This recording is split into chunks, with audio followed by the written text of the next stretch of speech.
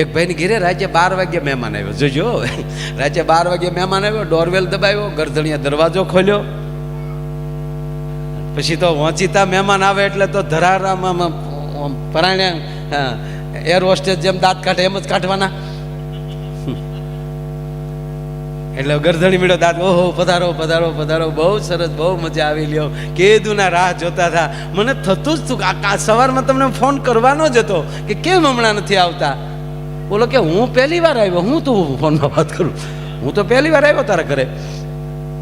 સારું સારું, બેસો બેસો. પાણી પાયું. પછી ગરધણીને એવું થયું કે જ્યારે 12 વાગે આવ્યો તો થોડો જીમ્યા વગેરે આવ્યો હોય. આમ ખાલી કહેવા પૂરતો કે મિત્ર જમવાનું કેમ છે? બોલો કે બાકી બાકી કીધું, ઢીલો પીડ્યો. 12 વાગ્યા બાકી. બિચારાને નહોતું હાલતું કાંઈ કરીએ. પણ હિંમત શું આવી ખબર કે મહેમાનની હાજરીમાં થોડી કાંઈ કહેશે મને.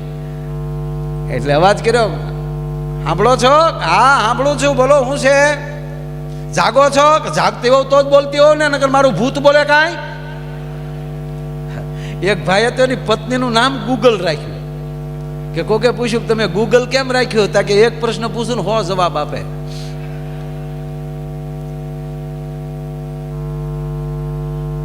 આ મહેમાન આવ્યા હતા કે હા મેં ભાડ્યા જોયા મેં, કે પણ જમવાનું બાકી છે, કે સવારે નાસ્તા આવે, આ ધર્મશાળા નથી મન ફાવે એમ દોડ્યા આવે. અરે કે પણ મારો મિત્ર, તમારો મિત્ર હોય તો સવારે નાસ્તો ન કરે, અત્યારે ન જમે તો શું ગુજરી જશે? હવે મહેમાન સાંભળે એમ ઝપટ બોલે, બોલે ને લાઈટ જાય ને આવે, લાઈટ જાય ને આવે. અરે પણ તું સમજે છો હું ખોટું ખોટું નથી કેતો, હકીકત આવ્યા છે. બિચારો મજાક નથી કરતો, સાંભળ, હકીકત આવ્યા છે. કે પણ હકીકત મેં જોયા જ છે. એ હવારે નાસ્તા રે, કે પણ ભૂખ્યા થોડા સુવે, એનો બાપે હુવે. હવે મહેમાનના બાપ સુધી વાત ગઈ હો. અને પછી તો ગરધડીને પગથી માથે ને માથેથી રેમાન ગઈ. મારા મિત્રની હાજરીમાં મારું અપમાન ને મારા મહેમાનનું અપમાન, ઊભી રહેજે એમ કરી મારવા દોટ દીધી. મારવા જ્યાં દોટ દીધી ને ત્યાં ગરધણી જે મહેમાન હતો ને બહુ હોશિયાર હતો, એને પકડી લીધો. અને આપણા પુરુષના મીટર નોખા છે, કોઈ પકડે ને એમ ડબલ થાય. જોજો કોઈ કોઈ કોઈ પુરુષ આમ રોડ ઉપર અમુક કોક કોક જો બાંધતા હોય તો પકડી રાખશે ને તો ખીચા ફાડી નાખશે. મૂકી દે, મૂકી દે. પછી તમે એને મૂકી દો ને તો ઢીલો પડી જાય. પછી ઊભો પકડે, હવે આવી જાય આબુ રોડ બાજુ. હવે આગળ જ પકડ્યો નતો માનતો એમ મહેમાન હોશિયાર, એને પકડ્યો ને ગરધણી ડબલ થયો. રહેવા દે મિત્ર, રહેવા દે. બોલો કે ના ના ના કરતા બે રૂમમાં જ્યાં બેન બેઠા હતા ત્યાં જઈને ઓલા એના પતિએ એક થપાટ મૂકી અને લાઈટ ગઈ. 15 મિનિટ પછી લાઈટ આવી. ત્યારે ખૂણામાં બેઠા બેઠા બેન રડતા હતા ને એટલું જ બોલ્યા કે કોઈ દી નહીં, પહેલી વાર તમારી સામે બોલી, એમાં 15 ધોલ ને 2 પાટું બાર લીધી. બોલો કે મેં તો એક જ મારી. બાકીની ઝપટ મહેમાન અંધારામાં ઝપટ બોલાવી ગયો. બોલો હવે આ ઘીરે આવીને પાટા મારી જાય ને મહેમાન કહેવાય કે માવઠા કહેવાય?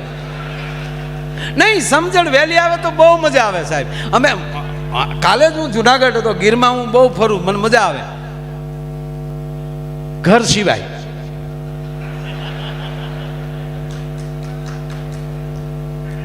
હવે તમે જો મેં ઘર સિવાય કીધું તો બધાએ તાળીઓ પાડી. એનું કારણ એ છે કે ઘરે પણ આપણી માતા હોય એટલી હોશિયાર છે સાહેબ. હા, આ દેશ તો માતૃત્વનો દેશ છે ને. આ એક જ ભારત એવો દેશ છે કે જ્યાં શક્તિની પૂજા થાય છે. અને જે પુરુષ કોણ, આ પુરુષ કોણ મોટો? જેના ઘરમાં સ્ત્રી, જેની મજબૂત તાકાત, એ પુરુષ મોટો.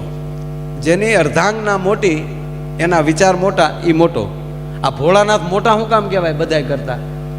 કારણ કે ઉમા એની બાજુમાં બેઠી છે. ભવાની વિવાદે વિષાદે પ્રમાદે પ્રવાસે જલેશાનલે પર્વત શત્રુ મધ્ય યારાયણે ચારાયણે સદામાં પ્રપાહી ગતિસ્તમ ગતિસ્તમ તમે કા ભવાની. કારણ કે બાજુમાં ભવાની બેઠી છે, ઉમા બેઠી છે. તમામ શક્તિઓમાં પ્રથમ કોઈ નામ હોય તો ઉમા છે.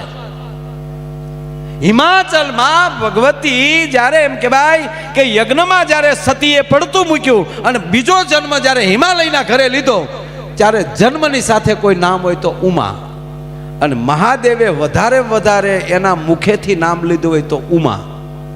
જ્યારે જ્યારે પાર્વતીને બોલાવવાનું થયું, પાર્વતી તો તપ કર્યા પછી નામ આવ્યું, પણ બાલ્ય અવસ્થામાં નામ હતું ઉમા, અને એ નામ મહાદેવને બહુ ગમતું, એટલે જ્યારે કઈ બોલાવવાનું થાય ત્યારે મહાદેવ ઉમા તરીકે બોલાવતા હતા. રામાયણનો કોઈ પણ સોપાઈ લઈ લ્યો, ભગવાન શિવની એ ઉમા કહું મેં અનુભવ અપના, આ ભગવાન શિવ બોલે.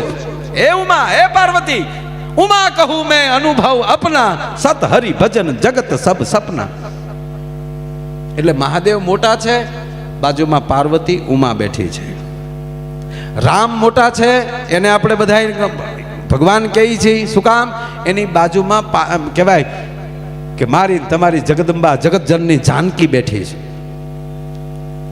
અને દરેકના ઘરે જો સવારમાં માં ઊભી થાય એટલે અષ્ટભુજા છે, 8 કામ કરતી જતી હોય. ઘડીક છોકરાઓના નવરાવતી જાય, પછી ચા નાસ્તો કરતી જાય. સવારમાં જો શક્તિના રૂપ છે. બાપની ઘરે હોય ત્યારે બાલિકા છે, કુંવારી છે ત્યારે ઉમા છે, પણ લગ્ન થાય એટલે સવારમાં જાગે એટલે સીધી અષ્ટભુજા. ઘડીક આમ કામ કરતી જાય, ઘડીક સુલાનું કામ કરતી જાય, ઘડીક છોકરાઓને હાચવતી જાય, એને તૈયાર કરતી જાય, ત્યાં સ્કૂલનો ટાઈમ થઈ જાય એને છોકરાઓને તૈયાર કરતી જાય, ત્યાં ઓલા ઘૂઘુને ઓફિસનો ટાઈમ થઈ જાય એ ઘૂઘુનું ટિફિન તૈયાર કરતી જાય. 8 હાથે કામ કરતી હોય. એ સવારના પહોરમાં જગદંબા અષ્ટભુજા છે. રસોડામાં રાંધતી હોય ત્યારે અન્નપૂર્ણા છે. કરકસર કરીને ઘરની સંપત્તિનું ધ્યાન રાખતી હોય ત્યારે લક્ષ્મી છે. અને ભૂલથી એના પતિએ એના બાપુજીનું એના ભાઈની ખરાબ વાત કરી તો ચંડી છે. આ નરું સત્ય છે. અને આપણે પુરુષો ભાગશાળી છીએ, આપણે બધા રૂપના દર્શન થાય. બોલો,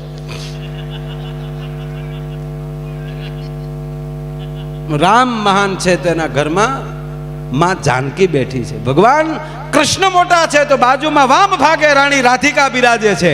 જો કૃષ્ણના જીવનમાં રાધાને આવ્યા હોત ને તો એ કૃષ્ણ આધા હોત. આ મને એ ન સમજાતું કોણે એવું કર્યું કે ભજન કરવું હોય, ભક્તિ કરવી હોય એને કુંવારા રહેવું. મને આમાં ભગવાન જેટલાને મળ્યો છે ને એ કે કુંવારા નથી મળ્યો, પરણેલાને જ ભગવાન મળ્યો છે. શેઠ સગાળશાને મળ્યો, નરસિંહ મહેતા પરણેલા, મીરાબાઈ પરણેલા. ગ્રસ્તાશ્રમ ને પહેલો આશ્રમ કહેવામાં આવ્યો, એને જ ભગવાન મળ્યો છે.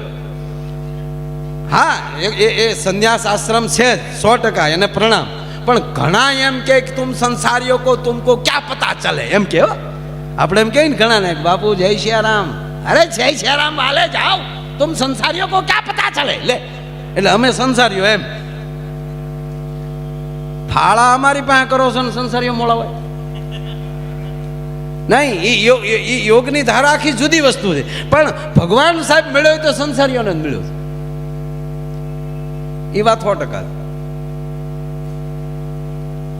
જેના મૂળ વાત ઉપર આવું સાહેબ, કે જેના ઘરમાં જેની પત્ની સારા એ પુરુષ મોટો. એટલે હંમેશા મોટા પુરુષો જ્યારે પોતાની પ્રગતિ વિશે જ્યારે ભાષણ કરતા હોય ત્યારે અવશ્ય એના પત્નીનું નામ લે કે મને જો આવી પત્ની ન મળી હોત તો હું આ કાર્યક્ષેત્રમાં સફળ ન થયો હોત. રામની ઘરે માં જાનકી જો આવી રીતે રહ્યા અને 14 વર્ષ વનમાં હાલ્યા, આખી રામાયણમાં કઈ જગ્યાએ સાહેબ રામનું ખરાબ બોલ્યા કયો? એ નહીં, પણ 5 પાંડવોને દ્રૌપદીને જુઠ્ઠુમાં હારી ગયા. અને જુઠ્ઠુમાં હાર્યા પછી ઘણા મહાભારતના પ્રસંગોમાં માણસો વાતો કરે કે ભીષ્મ બેઠા છે તોય કોઈ અટકાવતા નથી. નહીં ભાઈ, હારી ચૂક્યા છે. પણ દ્રૌપદીનો પ્રશ્ન એટલો જ હતો કે હું ભીષ્મને પ્રશ્ન કરું છું કે પાંડવો મારા પતિ પેલા હરાણા કે હું? તા કે તમારા પતિ. મારા પતિ હારી ગયા અને તમારા એ શું કહેવાય? તા કે ગુલામ. તા કે દ્રૌપદીનો પ્રશ્ન એ છે, હું તો ત્યારે જુઠ્ઠમાં મુકાણી નહોતી ને કે નહીં, તો હું જુગઠમાં નહોતી મુકાણી, મને નહોતા હાર્યા, ત્યારે હું હતી તાકે હસ્તિનાપુરની પુત્રવધુ. દાદા ભીષ્મ મને જવાબ દે કે તમારા હસ્તિનાપુરના ગુલામો તમારી પુત્રવધુઓને દાવમાં મૂકી શકે? અને વિદુર ઊભા થઈને વયા ગયા થા, તું સાચી છો બેટા. અને જેના ધણીએ જુગારમાં હારી ગયા હોય અને એને જ્યારે મુક્ત કરવામાં આવે, એને એમ કે દ્રૌપદી દીકરી ધૃતરાષ્ટ્ર અને ગાંધારી અને દાદો ભીષ્મ ત્રણેય એમ કહે છે કે તું માગી લે, તારે શું જોવે? હસ્તિનાપુરની ગાદી આપી દે બેટા, પણ તું શ્રાપ ના આપતી. સાવધાન દીકરી, માગ, તારે શું જોવે? સાંભળજો, મારા ભારત વર્ષની ગરિમા હું છે એ કહું છું તમને. તો દ્રૌપદી બધું માગી શકતી હતી. અને જેના ધણીએ દાવમાં મૂકી દીધી હોય એ પતિ ઉપર ક્રોધ ન ચડ્યો હોય, પણ બિલકુલ નહીં. પહેલું વહેલું જો કઈ દ્રૌપદીએ માગ્યું હોય ને તો ધૃતરાષ્ટ્રને ગાંધારી સામે હાથ જોડી અને ભારત વર્ષની દ્રૌપદી એટલું બોલી હતી કે પહેલા મારા પતિને છૂટા કરો, એને ગુલામમાલી મુક્ત કરો. આ નિયમી છે સાહેબ. જેના જો હારા હોય તો જ તે ઘરે મહેમાન લઈ જવાય ને. એક ભાઈ ઘરે ફોન કર્યો, 5 મહેમાન લઈને આવું છું, રસોઈ તૈયાર રાખજો. તો હામેલી ઝીણા અવાજમાં જવાબ આવ્યો, એ સુવિધા આપકે ટેલિફોન में उपलब्ध नहीं है. હા, એટલે આપણે અહીંયા જો ભાઈ આ મહેમાન પ્રથા તો ઘરે રાંધવા વાળા હોય તો જ મહેમાન આવે ને. આપણા ઘરે રાંધી શકતા હોય તો જ મહેમાનની પ્રથા હોય ને. કયો ઘર એવું હોય કે ત્યાં મહેમાન ન આવતા હોય? મને કયો. આવો ફોનમાં જવાબ દેનારા હોય ત્યાં મહેમાન ન આવે. તો આપણું ગુજરાત છે ને એ આશરાનું ભરેલું છે, મહેમાનોનું ભરેલું છે.